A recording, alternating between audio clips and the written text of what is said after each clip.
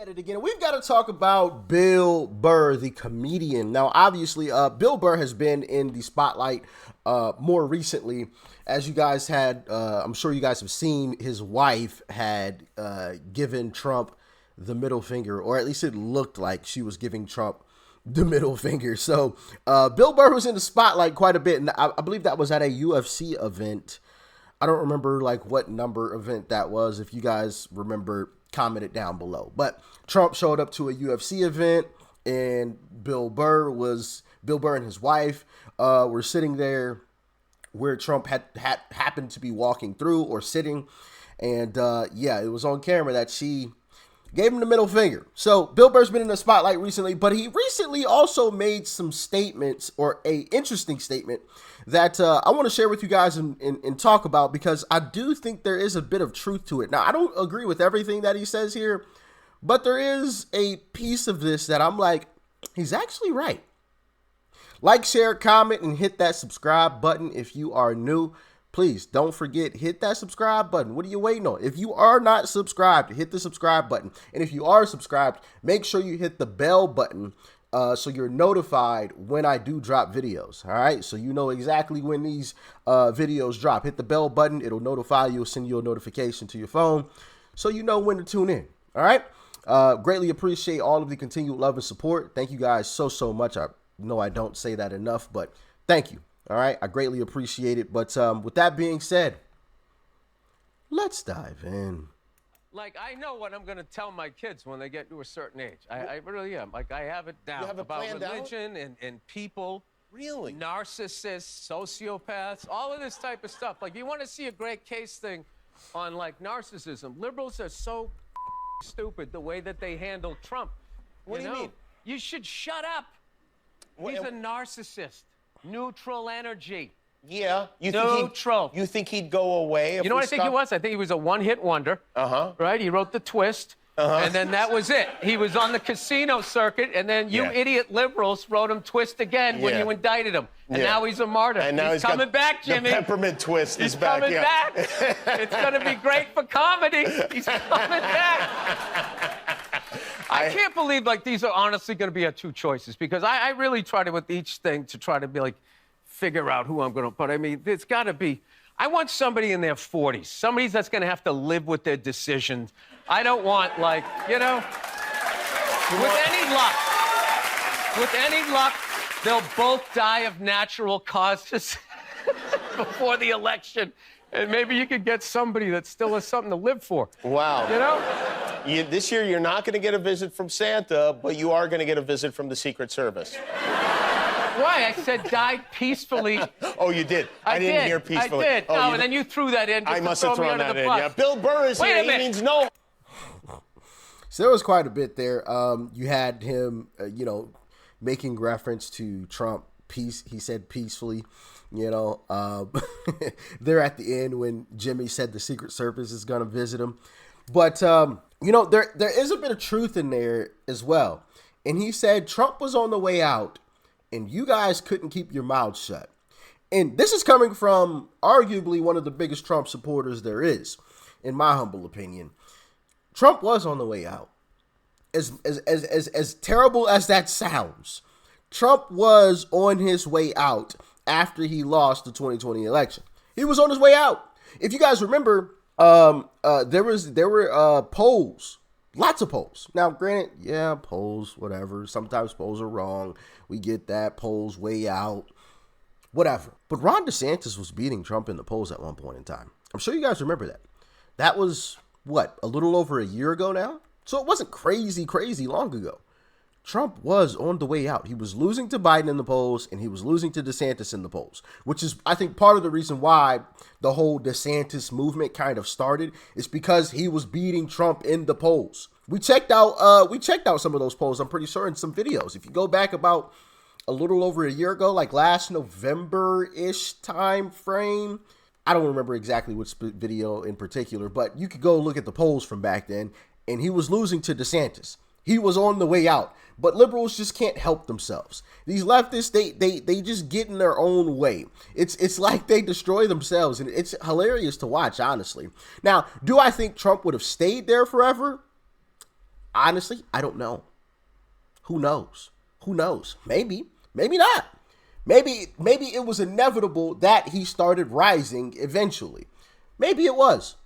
But also, maybe people in this country woke up to the truth once they started indicting him and started scratching their heads and asking themselves a question like, why are they trying to make this guy seem like the worst guy on this planet when we have people who have, what's a PG way to say this? Because YouTube's not going to allow me to say exactly what I want to say with this, so I'm trying to beat around the bush here, so you guys are going to have to read between the lines a little bit. We have people that are walking amongst us that have done some things to the young folks amongst us that aren't in prison right now. They have to sign on a registry for the rest of their life now, but they're free. But Trump has to go to jail for 100 years.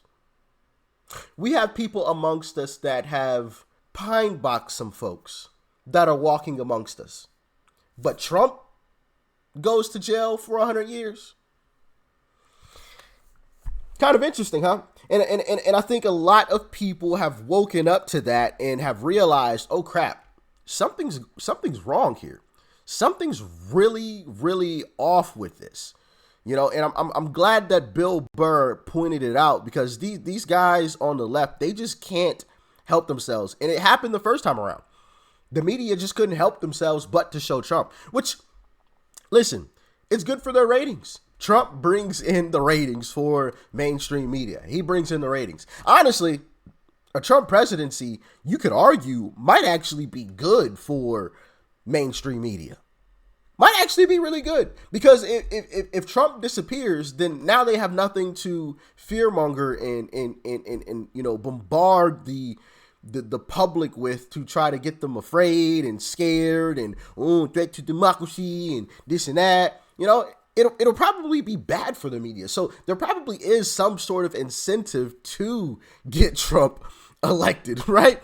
That there has to be a little bit there where it's like, maybe it actually is in our best interest to get him elected, because, you know, we could just fearmonger the public, you know, continuously for the next 40 years and get all types of ratings and money and ad dollars, you know.